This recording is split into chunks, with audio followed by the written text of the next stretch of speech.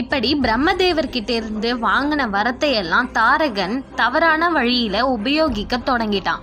உலகில் உள்ள எல்லா உயிர்களையும் துன்புறுத்திட்டு வந்தான். இத பார்த்த இந்திரன் அவன் மேல கடும் கோபம் கொண்டு பூமிக்கு வராரு தாரகனை அழிக்கணும்னு.